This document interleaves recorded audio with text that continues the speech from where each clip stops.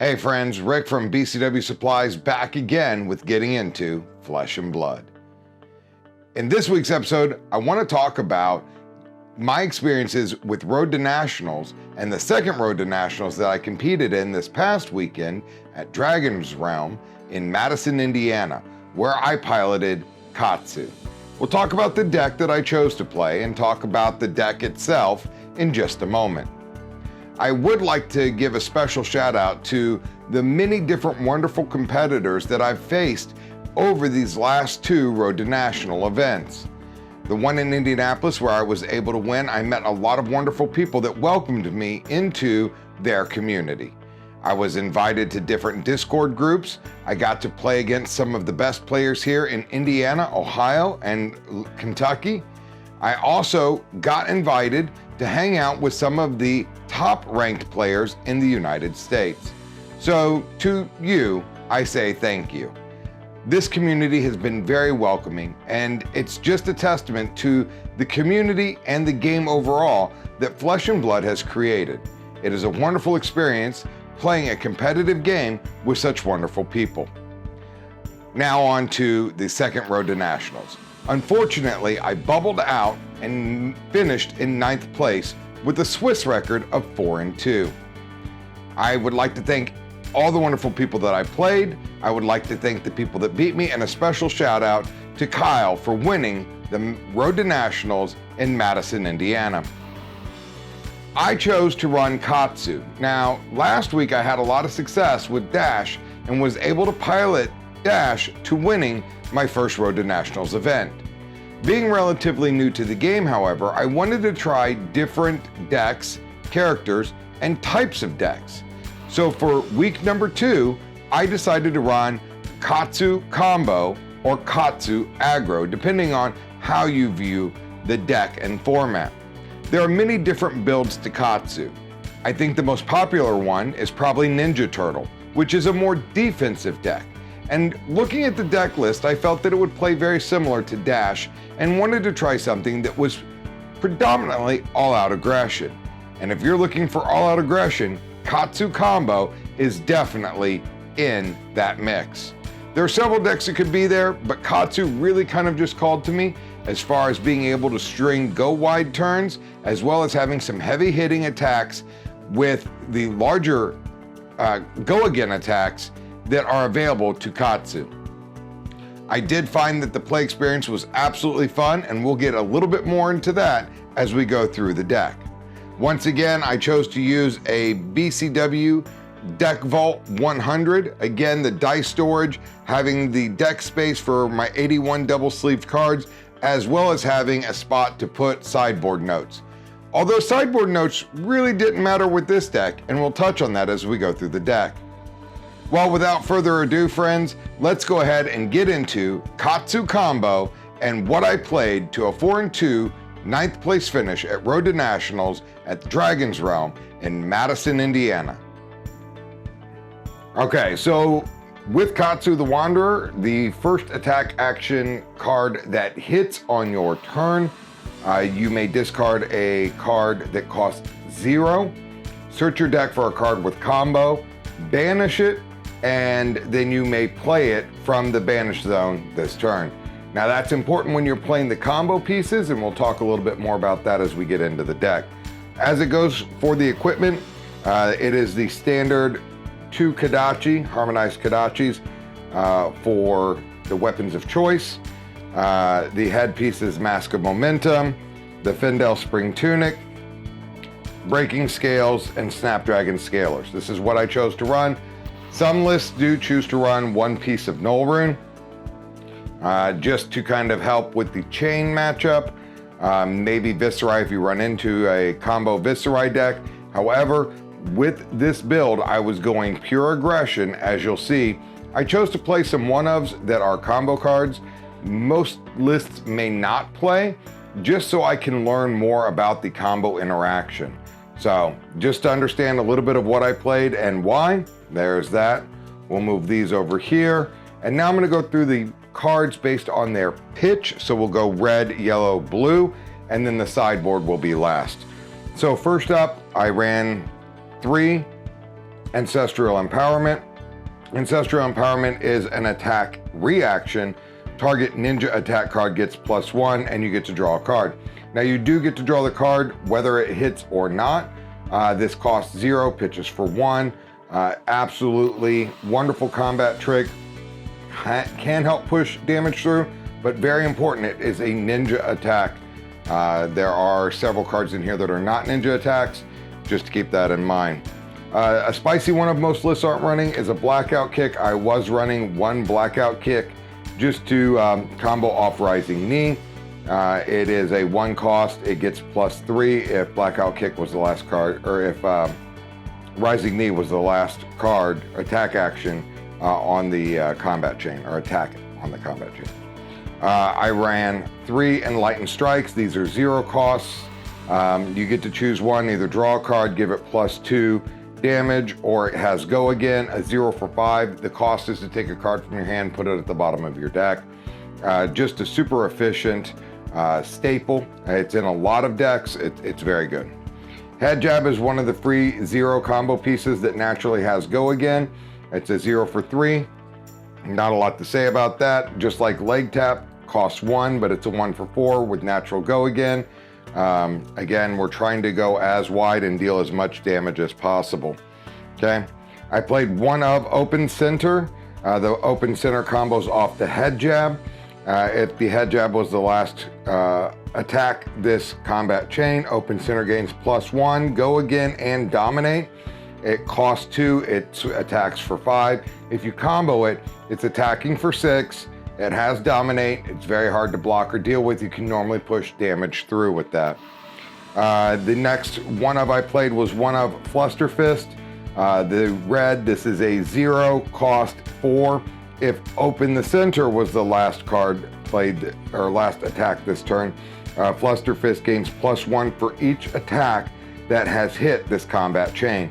So, depending on how much damage you're able to force through, or on a turn where somebody is not blocking at all, you can really get this pumped up quite high.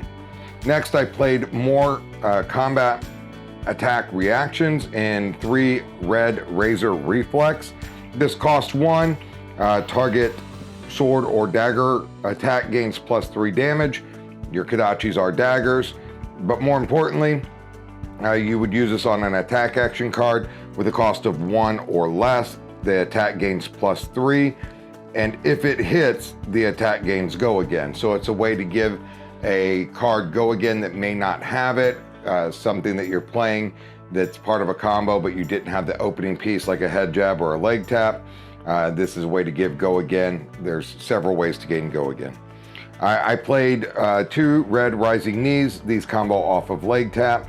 If Leg Tap was the last attack on the combat chain, then Rising Knee Thrust gains +2 damage and Go Again. It's 0 for 3.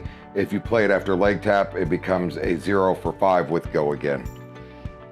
A generic action that's kind of combat damage bonus plus drawing. Plunder Run 3, red 0. If the next action card you play this turn hits, you can draw a card. So you can play this from hand, but it's better to come from the arsenal. Coming from the arsenal, your next attack action card you play this turn gains +3 damage. So quick tip, if you're trying to set up a combo and you're going to attack with both of your Kodachis, make sure to play Plunder Run first. The Kodachis do not trigger Plunder Run. That is going to wait for the first attack action card that you play. So it doesn't break the chain for the Mask of Momentum triggers. So you want to play the Plunder Run, then you want to play Kodachi for 1, Kodachi for 1, then play one of your other cards into it for +3, and if it hits, draw a card. For generics, I ran 4 Scar for Scar. This is a 0 for 4 damage. If you have less life than your opponent, this has Go Again, a 0 for 4 that most of the time in an aggro deck, if you're racing and not blocking, you're probably going to have less life. So it's a 0 for 4 with Go Again. I also chose to run 3 Pounding Gale. Some lists are running a Life for a Life, which is another generic. This is a ninja card. I kind of went with the Pounding Gale because of Ancestral Empowerment plus Breaking Scales. This is combo. It does combo off Open Center, which we do play one of. So if we were able to combo the open center into Pounding Gale deals double damage. But really it is a 1 for 5. So that's why I chose to run it. It's a really efficient card. The next one I ran is not a combo card, but it is a ninja card, Torrent of Tempo. Another 1 cost, 5 damage. If Torrent of Tempo hits, it gains Go Again. So again, this was really great to play after a plunder run. So you would Kadachi for 1, Kadachi for 1. If you played the plunder run from the arsenal, from your arsenal, you play the plunder run, then you would Kadachi for 1, Kadachi for 1, Torrent of Tempo for 8. If it hits, Go Again. That's a very awkward block. That's taking 3 cards out of your opponent's hand to stop it from gaining Go Again and to stop you from drawing a card. Another non-ninja attack I played was for Snatch. This is a 0 for 4. If it hits, draw a card. There are ways to give it Go Again. Typically that's going to come at the cost of your breaking or your dragon scalers, your snapdragon scalers. So you can, but it's also just a nice way to finish off, draw a card to have something to arsenal. I played 3 Surging Strikes. Now this is part of the big combo in the deck that we're going to touch on. So this costs 2, it deals 5, it naturally has Go Again. It's part of the Head Jab, Leg Tap, Surging Strike. These are your ninja attack cards that always have Go Again. So this is a 2 for 5 damage. Now, after this, you want to play a card called Whelming Gust Wave because that really kind of helps set up the combo. If this hits, you can use Katsu's ability if you're trying to put together the pieces. Just depends on what you have in your hand. We do run 3 red, or I did run 3 red Whelming Gust Waves. Now, if this is played after Surging Strike, Whelming Gust Wave gets +1 and Go Again, and if it hits, it draws a card. So this came in for 5 with Go Again. If you play this after this, the red one will come in for 4. It'll have Go Again. If it hits, you get to draw a card. So there's a lot of card draw in Katsu, in Whelming Gust Waves, in Ancestral Empowerment, in the Mask of Momentum, as long as the chain isn't broken. Plunder Run, you can draw cards off of as well. So for an aggro deck, this has got a lot of advantage of being able to draw a lot of cards to continue to try and apply some pressure. So this was all of the red pitch that I ran in the main deck. Now we're going to get into the yellow, where we're going to find the next piece in the combat chain for the Surging Strike and Whelming Gust Wave. I'll leave those out right there, and we'll talk about the next piece here in just a moment. Set these over to the side. And now we're into the yellow. One of the most impressive cards I had great success with here, 3 Art of War. It's such a great utility, generic instant. If you find yourself in a rough position and you have to block, you can give your cards +1 defense for blocking. You can give an attack, your next attack action card played Go Again. So you could give Snatch Go Again with this. If you were leading off with it, or if you really just didn't have much else to do, you can give it +1 attack. You can banish a card and draw 2 cards. Now that banished card you really don't have a way of playing, but you can just get rid of a bad card that's in your hand and draw 2 cards for more fuel. Especially if you had to block, it's kind of a way to get a few extra cards in your hand, hopefully filtering out to something relevant. Or the last one is you can defend with cards from your arsenal. If you've arsenaled a card and your opponent's putting in a lot of pressure, you can give the +1 defense and you can play cards from your arsenal to block with. So kind of a great all-around utility card. I see it's play in a lot of decks. I highly recommend picking it up. I played a 1 of Hurricane Technique. This is a combo for after Rising Knee. If Rising Knee was the last attack in the combat chain, Hurricane Kick gains +1, Go Again, and if Hurricane Technique hits, put it into your hand. Now this is a 1 cost 4 damage. If it gets +1, it becomes a 5 damage with Go Again, and if it deals damage, it comes back to your hand. So you could play it again. It wouldn't get the combo effect because you wouldn't have played it after a Rising Knee, but it does give you an ability to just swing for 5, come back to your hand, pay another 1, swing for 4, or you could use it as a pitch if you wanted to pitch for the 2 yellow pitch value. Next, I played 2 yellow Surging Strikes. Again, this is very important to setting up the main combo. I ran 3 red, I ran 2 yellow. And then the next part in the Surging Strike Whelming Gust Wave combo is McGinty Release. I ran a full 3 of McGinty's Release. This is a Katsu specialization. This costs 1. It combos when played after Whelming Gust Wave. The McGinty's Release gains +1, go again, and if it hits, search your deck for any number of cards named Lord of Wind, reveal them, put them into your hand, and shuffle your deck. And we'll touch on Lord of the Wind when we get into the blues here in just a moment. So these were the yellows that I played. I'm going to leave these here as part of the combat, the big combo out of Katsu combo. And as you can see, Surging Strike has go again, Whelming Gust Wave gets go again when played after Surging Strike, and McGinty's Release gets go again if played after Whelming Gust Wave. So you can string together a lot of these attacks. On to the blue, we're going to start with 3 Lord of Wind. You want to hopefully have all 3 of these in your deck. You can search them out. There's some important information about Lord of the Wind though that we need to cover. It is a 0 cost card. It attacks for 2. Again, it's a Katsu specialization, just like McGinty's Release is a Katsu specialization. If McGinty's Release was the last attack in the combat chain, you may pay X resource points as an additional cost to playing Lord of Wind. If you do, shuffle X target cards named Surging Strike, Whelming Gust Wave, or McGinty's Release from your graveyard into your deck. Then Lord of Wind gets +X attack based on the number of cards you shuffle in. What you need to understand, or what is very important to this, is you can only pay resources for valid targets in your discard pile. So the stuff that's in the combat chain is not in your discard pile. So if you've used Surging Strike, Whelming Gust Wave, or McGinty's Release to block, or you tried to do the combo and they stopped you by fully blocking the McGinty's Release, don't worry, because this will allow you to shuffle it back in. And in fact, you want some of them in your discard pile so you can pump the damage from Lord of Wind. So we ran 3 of those. We also ran 3 blue Whelming Gust Waves. Again, part of the combo chain here. It doesn't matter to get the McGinty's Release if Whelming Gust Wave hits. You can still play the McGinty's Release because this has go again. Only thing you don't get is if it doesn't hit, is you don't get to draw a card. So keep in mind, you can have the red or yellow Surging Strike, the red or blue Whelming Gust Wave, and still effectively work the combo.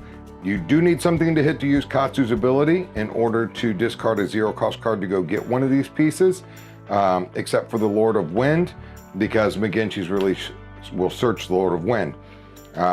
Several times in this weekend, I would find that I had a Surging Strike and that I had the McGinty's Release, and I would use whatever I could to get Surging Strike to hit so I could discard a card to go get a Whelming Gust Wave.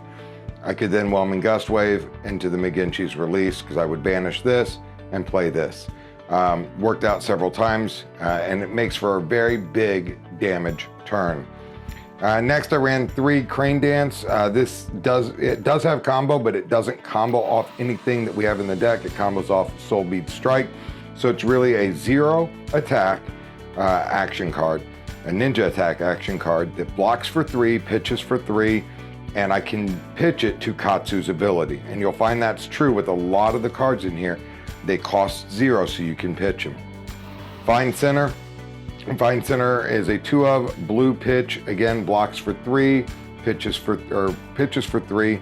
It is a combo card, which is important if you run Flick Flack, as it will increase the block damage.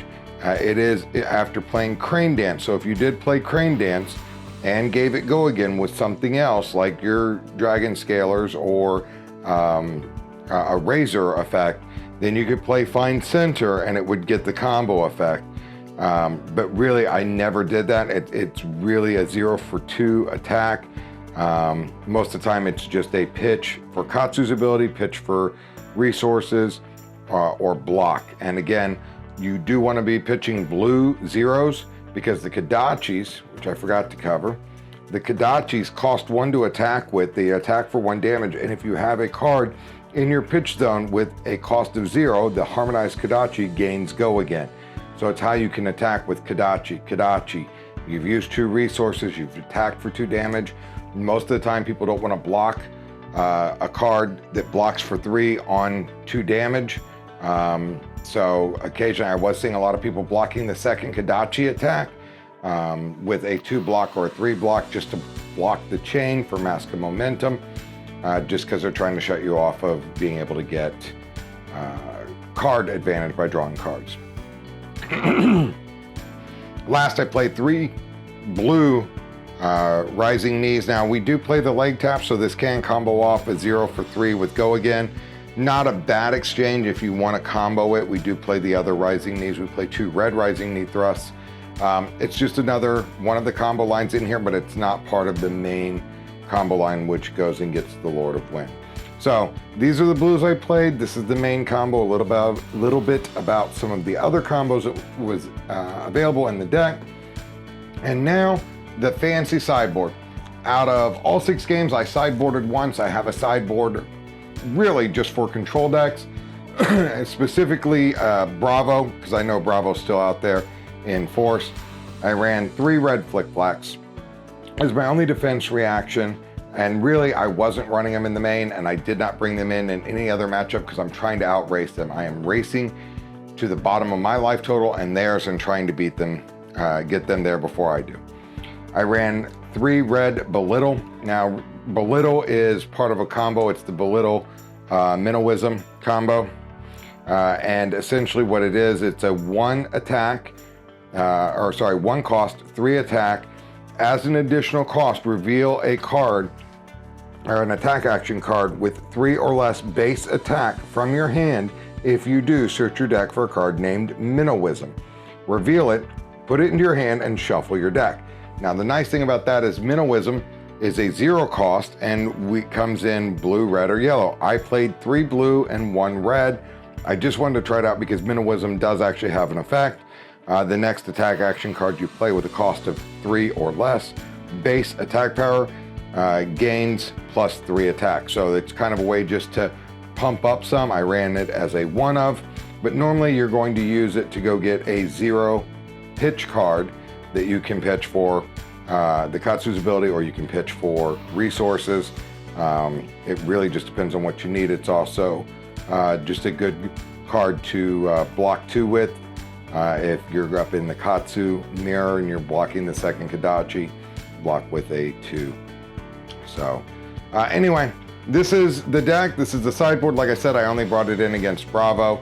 It was very successful. I did actually win the Bravo matchup. I was able to use the Belittle combo to go get a blue pitch to extend my turn to be able to pay for other attacks that I wanted to use. So it did serve its purpose in that longer, slower matchup. Where you do need to be able to go a little bit wider than all of the blocking that Bravo can do. Dash control is another area where I would have probably brought this in. I don't know that I would have brought the Flick-Flacks in. They're really not throwing big haymakers. But again, I'm just trying to race the opponent. And if you're looking for something with a simple sideboard plan, if you're looking for something that is hyper aggressive, Katsu combo is a great place to start.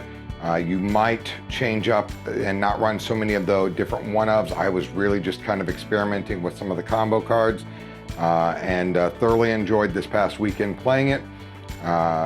So that's it. If you guys like this video, please give it a like. If the information on the combos was helpful, please share it and let people know about it. And if you're looking for a great aggro deck again, Katsu is a great choice. Until next time, this has been Rick with BCW Supplies, reminding you when it comes to collecting, storing, or displaying your hobbies or collectibles, BCW has you covered.